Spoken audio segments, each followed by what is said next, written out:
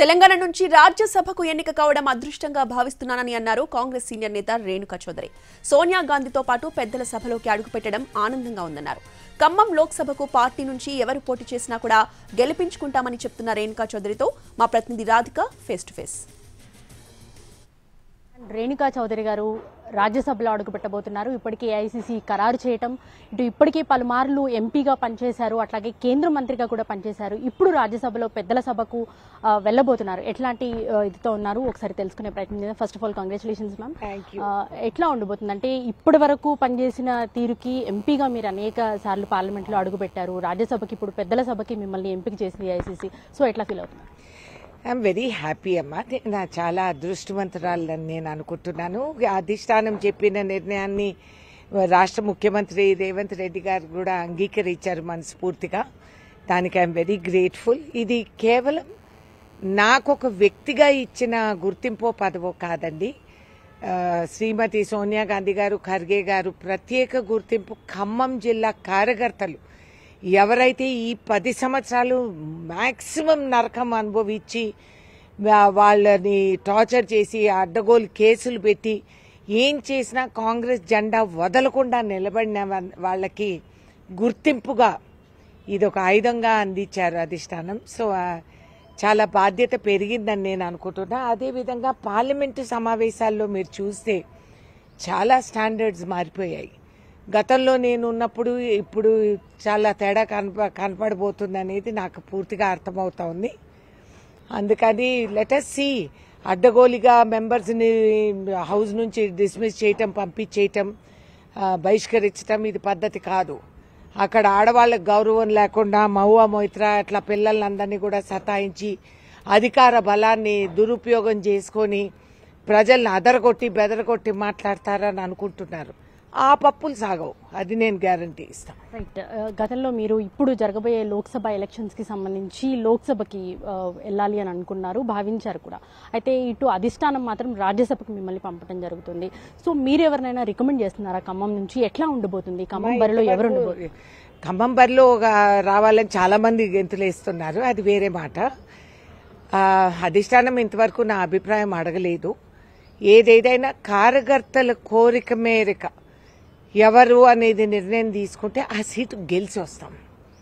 Of course madam Sonia Gandhi గారు వచ్చింటే మాకు 5 లక్షల మెజారిటీ పైన వచ్చింది, అది వేరే మాట. ఎందుకంటే ఇప్పటికే మాకు 2.5 లక్షల లీడ్ ఉందాడ.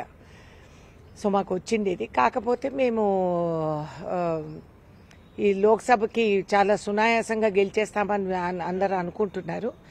ఎక్కడ కూడా జాగ్రత్తగా మనం కదం వేస్తేనే బెటర్.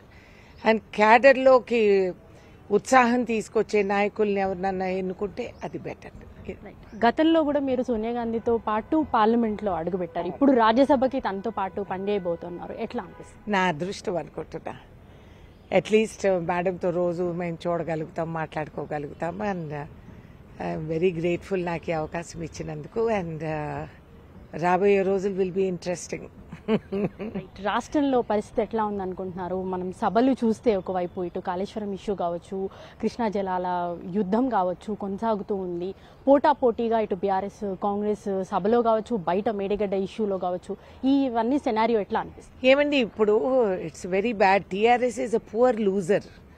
ఓడిపోయినారని మది చెల్లించి అట్లా మాట్లాడి వ్యవహరిస్తున్నారా ఏంటి నాకు అర్థం కావట్లేదు. కృష్ణా నదులు మీరిచ్చేసారు, మేము వచ్చి 4 రోజులైంది, మేము ఇచ్చేసేది ఏంటి? నువ్వు 10 సంవత్సరాలు నువ్వు ఆడు కూర్చున్నావు, నువ్వు ఏం సంతకాలు పెట్టావు? ఇప్పుడు ఆ గోటకాలన్నీ బయటకు వస్తున్నాయి. అది చూసి కదా వీళ్ళు 100 అబద్ధాలు చెప్తే అందరు నమ్మేస్తారని గోబుల్స్ ట్రూత్ లాగా మాట్లాడుతూ ఉన్నారు. చాలా శోచనీయం. మాకు వ్యక్తిగతంగా వీళ్ళు ఎవరిమైనా వీ హ్యావ్ నో టైం. ఎవరు వీళ్ళు? Non sense fellows. కాకపోతే మీరు ఒక బాధ్యత వహించి పదవిని అలంకరించిన వాళ్ళు కాబట్టి, ప్రజా సొమ్ము కాబట్టి, నీ ఆస్తిలో వాటా నువ్వు ఏం చేసినా మేము అడగము, కానీ ఇది ప్రజా సొమ్ము. మరి ఇన్ని సంవత్సరాలు ఏమైపోయింది? మరి వాళ్ళ చుట్టూ నాయకటోళ్ళు, కాసుకున్నోళ్ళు, రైతులు, వాళ్ళ సమస్య ఏంటి? మీరు అవన్నీ కూడా అంత నెరిచీలి బ్యారేజెస్ అన్ని కూలిపోతా ఉంటాయి. బ్యారేజ్కిను దీనికి తేడాలు తెలియకుండా ఈ విధంగా వాళ్ళు చేసిన అవకతవకలు అవి బయటకు వస్తాయి, రావాల్సిందే. అదే ప్రజాస్వామ్యం.